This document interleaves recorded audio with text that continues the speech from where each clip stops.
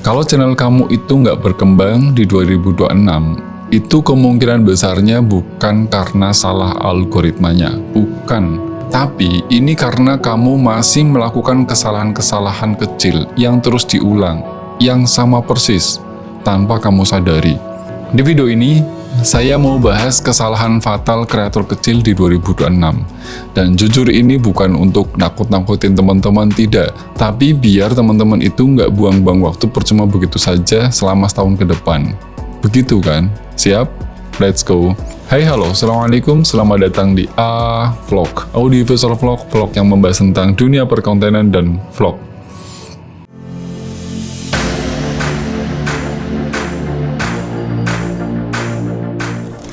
Akhir 2025 itu kemarin ya banyak sekali kreator kecil yang berkeluh dan dia ngerasa selalu, wah aku udah capek, saya udah capek. Ini bukan karena males sebetulnya, bukan. Tapi yang saya lihat itu karena ada pola yang salah arah. Jujur sebetulnya mereka itu, teman-teman itu ya di sana rajin upload, rajin belajar, terus upgrade. Dan di sana ngerasa bahwa ketika sudah melakukan semua itu, kok hasilnya nggak sebanding ya? Gimana coba? Dan setelah saya perhatikan sebetulnya ini ada kesalahan pola yang persis sama dilakukan sebelumnya. Apa saja sih yang menjadikan teman-teman ini akhirnya bukan malah bertumbuh channelnya, tapi malah tambah menurun? Yaitu karena ada kesalahan-kesalahan fatal. Nah, kesalahan-kesalahan itu apa aja sih? Yang pertama biasanya, teman-teman itu masih ngonten tanpa arah yang jelas, itu yang pertama. Dan ini udah sering banget saya bahas. Jangan sekali-kali teman-teman itu ngonten tanpa arah, apalagi arahnya nggak jelas, itu jangan sekali-kali. Karena sebetulnya, kamu buat apa, kontennya kamu rame, tapi kalau misalnya nggak jelas arahnya, nggak ada tujuannya, ini buat siapa? Akhirnya kalau misalnya kamu nggak punya tujuan itu, akhirnya kontennya jadi generik. Nah, ciri-ciri dari konten yang nggak jelas, nggak punya tujuan, itu yang pertama, kamu bikin konten yang random.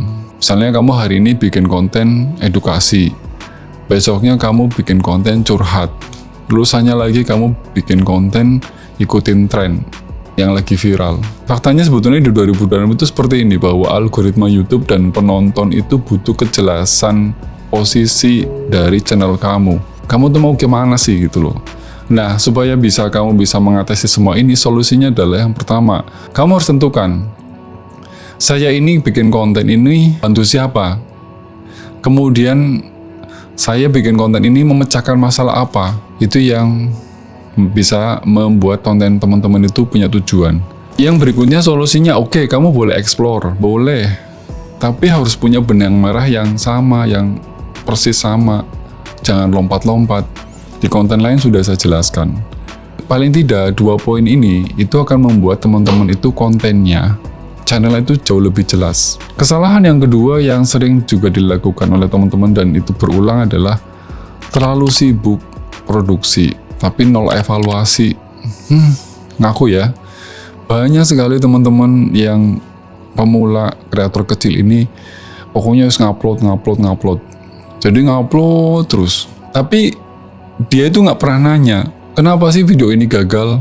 Kamu nggak pernah nanya itu gitu loh. Kalau kamu sudah nanya itu, artinya kamu harusnya di sana sudah bisa melakukan evaluasi. Kan kayak gini polanya.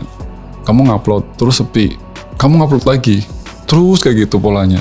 Dan di situ akhirnya kamu itu seperti tanpa belajar apapun, kamu tuh kayak nggak belajar apa-apa di situ. Karena cuma pola kayak gitu kebentukan. Faktanya di 2026, kreator kecil menang itu dilihat dari karena dia bisa melakukan refleksi diri. Bukan dilihat dari volume yang besar itu, views yang besar itu, enggak. Tapi dia mampu melakukan refleksi. Minimal dia bisa melakukan namanya evaluasi. Evaluasi dalam hal apa? Ya, pertama, dia harus bisa lihat namanya retention. Retensi di 30-60 detik pertama itu gimana? Dan di sana kamu harus jawab komentar kalau ada yang komen video kamu. Kamu juga harus belajar memperbaiki judul, memperbaiki thumbnails. Itu namanya melakukan refleksi diri, lihat. Kesalahan yang ketiga, itu kadang teman-teman itu kalau ngonten itu masih ngejar viral, bukan ngejar loyal. Itu sering banget teman-teman tuh. Ya tapi nggak apa-apa, karena namanya juga masih kecil ya, saya memaklumi, tapi fungsinya saya menjelaskan ini supaya juga teman-teman juga setahun ke depan itu nggak sia-sia. Teman-teman, viral itu candu, betul. Tapi loyal itu adalah penyelamat. Kamu buat apa bikin konten viral? Tapi nggak ada yang loyal, ya sama aja. Konten kamu nanti ditinggalkan. Karena apa? Viral itu kan hanya sesaat, dan penonton itu kadang nggak balik lagi. Kemudian akhirnya di situ dampak berikutnya adalah channelnya itu kosong dan nggak punya identitas. Apakah itu kesalahan? Iya, itu kesalahan fatal. Akhirnya teman-teman kontennya tidak punya tujuan. Faktanya di 2026 milik channel yang bikin penonton itu punya statement seperti ini, punya decak kagum seperti ini. Oh, ini gue banget, simple, padat, tapi itu membuka ruang sehingga teman-teman di sini bisa fokus kemana? Kamu bikin konten walaupun audiensnya kecil, tapi mereka peduli, mereka loyal. Terus di sana nanti komunitasnya juga akan loyal. Jadi yang dilihat itu bukan angka, tapi yang dilihat adalah tapi dia loyal, tapi dia peduli, komunitasnya juga peduli. Lalu kesalahan yang keempat itu kadang adalah teman-teman itu overthinking banget tentang algoritma, tapi dia underthinking dengan penonton. Jadi kadang-kadang tuh teman-teman kalau bikin konten itu mikirin banget tentang judul. Teman-teman itu selalu berasumsi bahwa judul itu akan berhubungan dengan algoritma. Tapi dianya sendiri ngelupain mikirin manusianya, mikirin penontonnya. Saya kasih contoh gini, karena teman-teman terlalu memikirkan algoritma kan supaya CTR-nya naik, maka di sana yang dilakukan adalah biasanya bikin judul yang clickbait. Kemudian kadang-kadang isinya juga akhirnya nggak nyambung karena sudah clickbait. Dampaknya adalah apa? Di sana pasti penonton akan kecewa berat, dan ketika sudah kecewa, ya buru-buru balik lagi.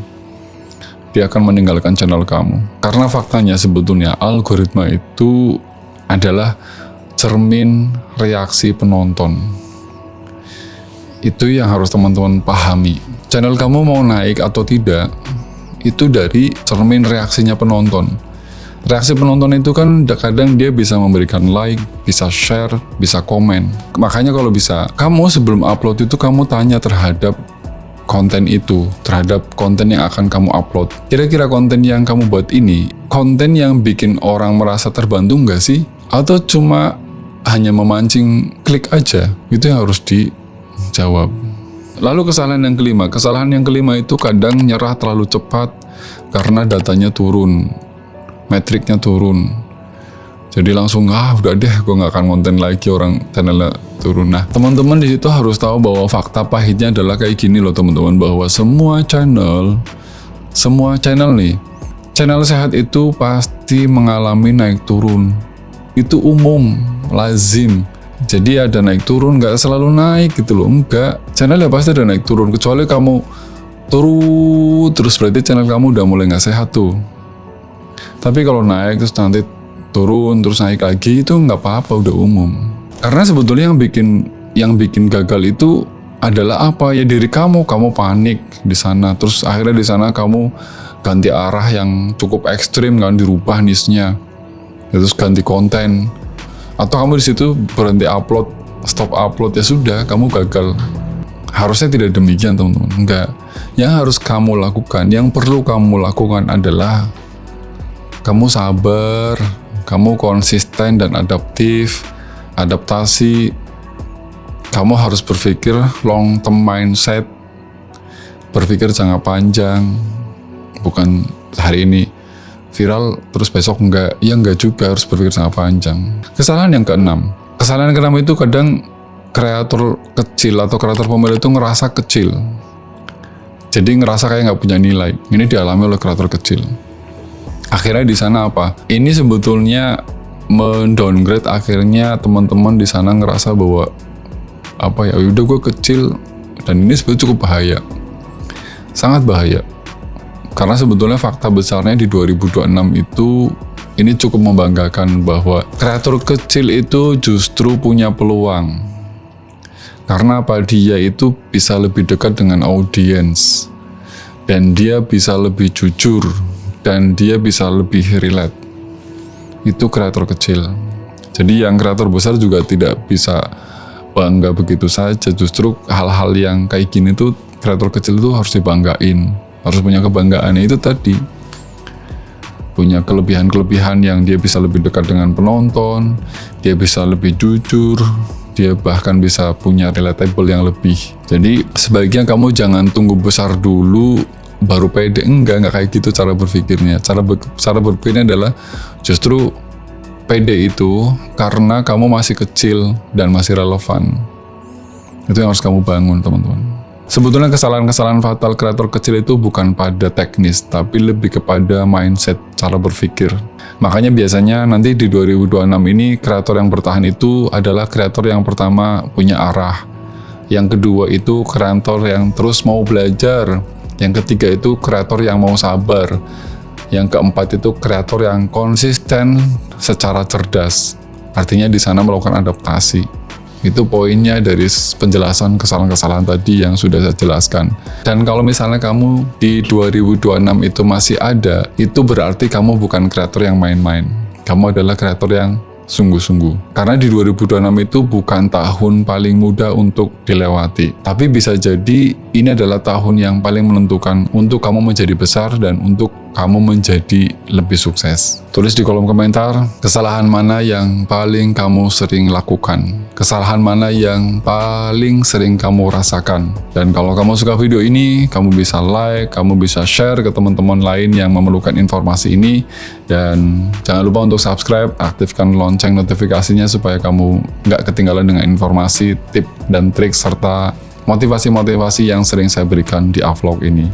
Terima kasih, semoga bermanfaat, dan saya akhiri.